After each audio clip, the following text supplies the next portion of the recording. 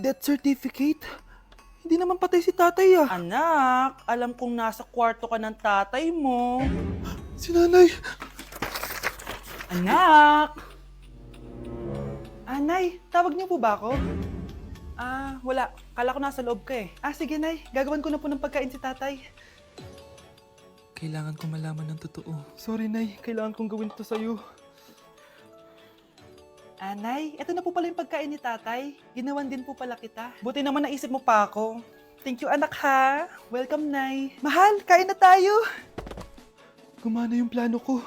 Kailangan ko na humingi ng tulong. Ang galing mo din, Scarlett, no? Pero mas magaling ako. Nay, hindi ka nahimatay? Anong akala mo sa akin? Tanga? Inamoy ko yung pagkain na binigay mo sa akin. At kaamoy niya yung lason na nilalagay ko sa pagkain ng tatay mo. Ang sama mo, Nay! Well, kailangan ko ang pera ng tatay mo. Inasawa ko lang naman yan kasi mayaman siya. Ipapakulong kita sa ginawa mo kay tatay! Sa tingin mo maniniwala sa'yo ang mga pulis? May CCTV tayo sa bahay. Kitang-kita dyan na ikaw ang gumagawa ng pagkain ng tatay mo. Kanina pa nasa kulang mga pulis. At naririnig nila lahat ng sinasabi mo. Mga pulis? Nasaan na siya? Nakakatakot! Matalino ako, Scarlett. Alam kong gagawin mo yan. Binayaran ko ang mga pulis para din nila kulihin. Pera-pera lang. Walang iya ka talaga, Nay! Sumama ka na sa akin. Itali nyo na yan. At siguraduhin yung hindi makakatakas yan. Ano? Itatali? Hindi! Shh, Scarlett. Itatakas kita, ha? Alam ko lahat ng baho ng nanay mo. Tita, Scarlett, may kausap ka ba? nandiyan na si nanay. Bilisan mo. Paparating na siya. Bibilisan ko na. Hala, na paano siya? Be, anong iniiyak-iyak mo dyan? Nagre-relapse ako, be. Nakita ko kasi mga favorite song namin sa Spotify rap results ko. Lo, OA mo, be. Okay, class. Kanina notebook to? Hala, diary ko ba yun? Sige, tatapon ko na to. Total, wala naman may-ari sa inyo, ha? Ma'am, wait! Diary ko po yan. Oh, Scarlett. Pwede mo bang basahin sa buong klase kung anong laman ng diary mo? Babasahin? Ma'am, nakakahiya. Go, Bes! O, ganito, Scarlett. Pag binasa mo yan, may plus points ka sa akin. Sige na nga, para sa plus points. Dear Diary, Niligawan ako ng crush ko. Para ako nasa movie at kami yung bida. Siri, play Snow on the Beach. Yee! ang harot ha? Kaya pala may Taylor Swift ka sa Spotify rap mo ha? Ano ba? Ito na nga, next na. Dear Diary, nagselo siya sa boy best friend ko. Gusto niya na makipaghiwalay sa akin. Hindi ko kayang mawala siya. I will die for you. OMG! Hula ko. Nasa Spotify rap pa si The Weeknd, no? Eto na nga, medyo masakit to. Dear Diary, balita ko, may bago na siyang girlfriend. At yung best friend ko pa yung bago niya. Paano nila nagawa sa akin to? Parehas silang traitor. Hala, okay lang yan, bes. Kaya, ayun, nasa top song ko yung Kill Bill ni SZA. Magre-relapse na yan! Tumigil nga kayo! Class, tumigil na! Hello ma'am, sorry I'm late. Nga pala, class, may bago pala kayong kaklase. Dear Diary, eto na ba yung binigay ng universe para sa akin? Hi, classmates. My name is Jake. Ang pogi ng pangalan, tapos ang tangkad niya pa. Siya na talaga yung para sa akin. And sa mga nagtatanong, may jowa na po ako. And 3 years na po kami. Dear Diary, suko na ako. Ayoko na magjowa. Mamamatay na lang talaga akong single. Update sa nawala kong passport. 9 o'clock na ng umaga at literal na wala akong tulog sa kaka-overthink ko. So pupuntahan ko na yung store kung saan ko naiwan yung passport ko. Lord, sana nandun pa. Nag-search ako tapos 10 AM daw sila nagbubukas. So pupunta na tayo doon bago sila magbukas. So naglalakad lang ako papunta sa subway. Nandito na ako sa subway, guys, and kinakabahan na ako. Hindi ko talaga alam gagawin ko pag wala talaga dun. No, hindi pwede. Makakapag-Japan kami. Kasi sayang yung mga binayad ko, be. Guys, nakasakay na ako. Guys, nandito na tayo. Kinakabahan ako. Tapos naiihi pa ako. Guys, wish me luck, Lord. Please, sana nandun. Nandito na tayo sa Myeongdong, guys. Tapos dun yung papunta dun sa store. Ako lang pala mag-isa ngayon, guys. Hindi ko kasama si Honey Bunch. Solo traveler. Pinapaayos ko kasi siya ng mga gamit. Pag uwi ko dun sa hotel, diretso na kami airport. Ganun. Grabe sa isang katangahan. Sobrang mahal. Mahal maging tanga dito, guys. Wait lang, may napapansin ako. Parang ang fresh ko dito sa Korea.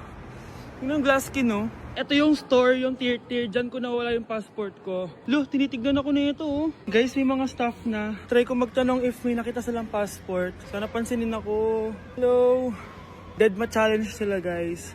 I left my passport yesterday here. Yes. Can you please check? Guys, ano nandito? Kinakabahan na ako.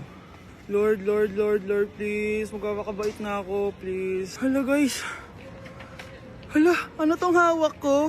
Passport ko yata to. Yes, makakapag-Japan tayo, guys. Over naman, no? Hindi na siya nag-overthink. Inisip ko ngayon, pupunta tayo na Japan. Guys, nasa airport na kami. Tuloy na kami sa Japan. Bye, Korea. Ano masasabi mo? Alis na tayo ng Korea. Babalik pa ba tayo dito? Yes, at sana next time hindi mo na makakalimutan yung passport. Balita ko, dyan nagtatrabaho yung dati kong asawa. Siguraduhin yung masisisante nyo yan. Dahil ayaw ko ng peste sa kumpanya ng asawa ko. Naintindihan? Susan, alam mo, feel ko talaga mapapromote na ako anytime. Kasi sabi ng manager namin, isa ako sa pinakamagaling sa amin. Ngayon pa lang, congrats na kita. Simula pa lang, alam ko naman na kaya mo. Alam mo, okay din pala na hiniwalayin ako ng asawa ko. At this ngayon, alam ko talaga kung anong habol niya sa akin. Yun ay pera. Madami pang ibang babae dyan, ano ka ba? Tsaka ang importante ngayon, nakafocus ka sa pagpapaganda ng buhay nyo. Oh, luto na to. Kain na tayo. Yes po, ma'am. Okay po. Ma'am, i-hold ko po muna kayo, ha? Wait for a while. Sino itong tumatawag? Sir Ramon, may bad news po ako sa'yo. Ayaw ka po ng boss namin. Ano? Kaya tatanggalin ka sa trabaho. Anong tanggal na ako sa trabaho, ha? Utos lang po sa amin. Hindi pwede yun. Sorry sir, humanap ka na lang po na ibang trabaho. Bakit puro na lang kamalasan dumadating sa buhay ko? Ay. Si Michael ba yun? Michael! Scarlett? Bakit pinauna mo ako umuwi kahapon? Eh, di ba palagi tayo sabay umuwi? May ginawa ako. Tsaka baka magselos yung nagbigay ng bulaklak sa'yo. Para ka namang ano dyan?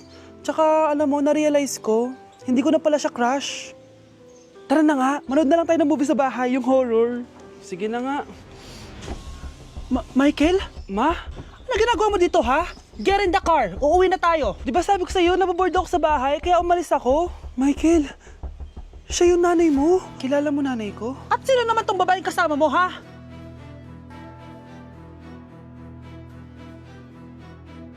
Nay, sorry. Napagastos ka pa tuloy sa pagpapa-hospital sa akin. Ano ka ba, anak? Nawala na nga sa akin yung kuya mo, di ba? Ayoko namang mawala ka din sa akin. Hello po, good morning. Dok, ano po balita? Makakalabas na po ba si Scarlett bukas? Ma'am, may good news po ako. Pwede na po lumabas si Scarlett bukas. Salamat sa Diyos! Hindi na ako magiging pabayang ina.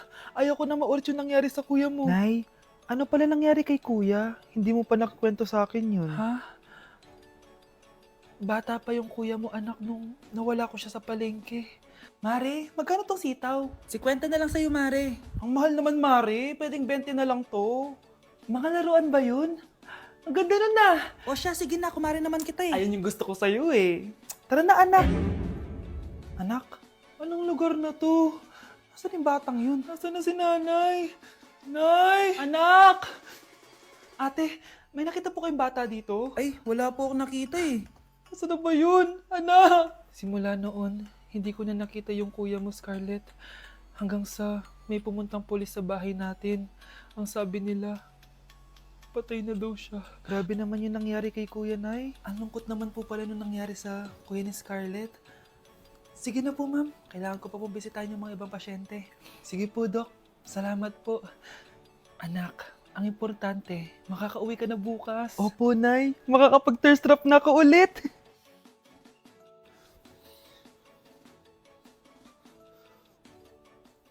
Anak, tara na, uwi na tayo.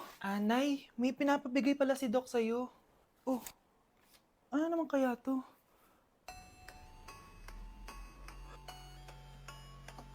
Paano nangyari yun? Honey, happy birthday. A day in my life as... Ano ba special sa akin? Guri-guring guri, kura-guring gura. Game 1. Bawal ang malapit na ma-dropout sa school. Di ako yun ha. So for today's agenda, may pupuntahan tayo. So secret muna. Pero sasabihin ko na. Ano ba talaga?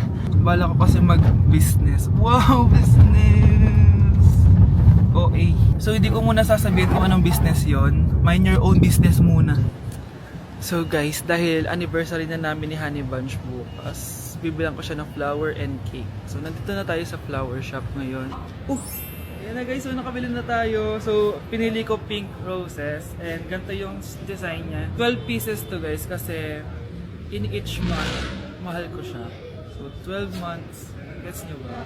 Wala. Happy anniversary Honey Bunch. I love you so much. Sana magkaanak na tayo. So bibili ako ng cake para kay Honey Bunch. 2 cake yung binili ko. Tapos ito yung papadedicate ko. Ate, pwede ba to? Guys, yung mukha ni ate parang gusto niya sabihin sa akin na sana sinend mo na lang yan sa messenger. Seryoso ako. Gusto ko talagang pa-dedicate yun sa cake. Sa mga nagtatanong kung kapatid ko ba to, hindi ko po yun kapatid. O sige na, mag-promote ka na. Shoutout po sa O akin. diba, may bayad yung promotion dito. Kala mo libre lang yun. Sige na, ipapromote na kita. Ilalagay ko na lang sa bicep mo yung TikTok mo. Ayan. So guys, nandito na tayo sa labas ng bahay. Bigay na natin to kay Honey Bunch. Happy anniversary! May cake ka. Honey, happy anniversary! So anong wish mo para sa ating dalawa? So yun lang naman. Sige na.